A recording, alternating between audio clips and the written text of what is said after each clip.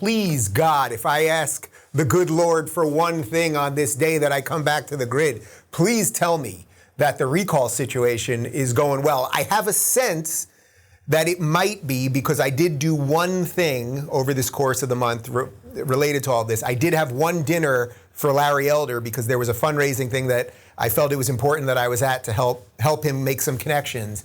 And everyone knew I was off the grid, so I didn't hear anything. But I got a sense, this was about halfway through the month, that there was some momentum there. Please, God, Adam, even if you want to lie to me a little bit, give me some hope here. We got 14 days. Like, please, a little momentum. Come on. Well, I think Larry does have some momentum because the LA Times is launching attack pieces against him, and so is CNN. That's as good as it gets. All you need is the attack pieces. That means it's going well. Perfect. Right. A headline out of the LA Times that you'll particularly enjoy was that Larry Elder is the new face of white supremacy. And I oftentimes think of you, and I cite you a lot because your story of going from the left to the right and saying it seems impossible that everyone who disagrees with us is racist. It seems improbable statistically because we're talking about economic policy, except for everyone I'm arguing with is racist if I'm on the left. And so here's the thing. They are so out of ideas on the left and can do nothing to Larry Elder's policies. They can't attack his policies. They literally just have sexism and racism. Those are the two things. So they're focusing. CNN with Jim Acosta ran a piece that was so laughable. It was insane. They pulled a clip of Larry Elder's radio show from 4 years ago where he made an innocuous joke about women marching in the Million Woman March. And the gist of the joke was Trump has motivated more fat women to get off the sofa and march than Michelle Obama did with her health initiative. It's a good joke, and it's true. And then Jim Acosta called it disgusting. Which, by the way, makes him. He's such a clown. He's such a pussy. But okay. And by the way, he's a liar. He doesn't think that's disgusting. But the point is CNN has entered the fray. That's great. That is great. That's so it's finally getting national attention. That's what I was saying right before I went off the grid, that one of the types of fake news is that the media just ignores things. It's not that they lie about everything, it's that they ignore certain things. So if CNN's hitting this right now, that is spectacular. Yes, they are. Now, one has to say, which I always find something I talk to Dr. Drew about privately all the time, which is I do not get the Los Angeles Times. So here's an interesting statistic, because I went and looked it up. California always looks at itself as sort of the vanguard for all progressive movements. Mm-hmm. Like as California goes, so follows the nation and the world. You know, we're the leader in gay marriage and we're the leader of social justice. Like we're the leader. We've had governors for over 150 years. We've never had a black governor. Never. So California has never had a black governor. We've had governors since 1849. We've never had a black governor. And the LA Times, who's on the vanguard of diversity, is going to attack the first potential black governor of California. So what are the rules? Adam, friends on the left, are the rules we want black people in positions of power? Because I don't think that's the rule. No. Just be clear. We want black people who agree with us in power. And if not, you're Candace Owens or Larry Elder. You're not even black. We like minorities who bow forever. That's what it is. We don't like gays. We like gays who bow forever. We like black people who bow forever. We like women who bow forever. Look, it sounds to me, I know I've been out of it for a little while, sounds to me like the LA Times has gone full white supremacist. It is.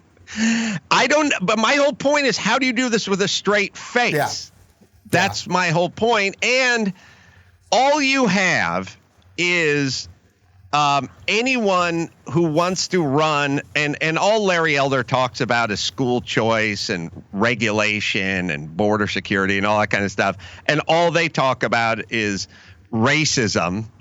And by the way, if you want to know how brazen they are, they're doing it with a black male. I mean, I know you know that, but I mean, it's like they're so committed to their calls of racism for anyone who opposes them that they will do it for a guy who was born in South Central and attended Crenshaw High.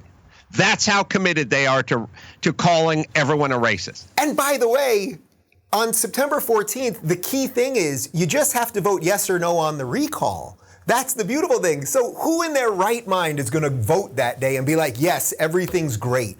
Even if you're a complete progressive nutbag, who in their right mind would go to the polling place that day and be like, yes, we want more of Gavin Newsom. We want more homelessness. We want more drugs on the street. We want less policing, all of those things. Like, that's why I think there's some hope here, because what was it? Something like 1.7 million people hand-signed the recall, because you had to do it hand signed, right? You couldn't do it online. So those people are going to be incentivized. Those people are going to be excited to get out there on the 14th. How many of Newsom's people are going to be really excited, unless you can trick them into thinking that the black man is a white supremacist? Well, wait, so are there any numbers? Are there any numbers, like polling numbers or anything? Or are you just, the sense is that we're in good shape here? I think it's sort of within the margins of error. I think, Larry. That's amazing. That's amazing. 46.3 versus 50.6. Oh my God. I don't know how old this survey is. I'm guessing it's fairly current if your people dug it up, but it's there. We're within a few ticks, and who the heck knows? Wow.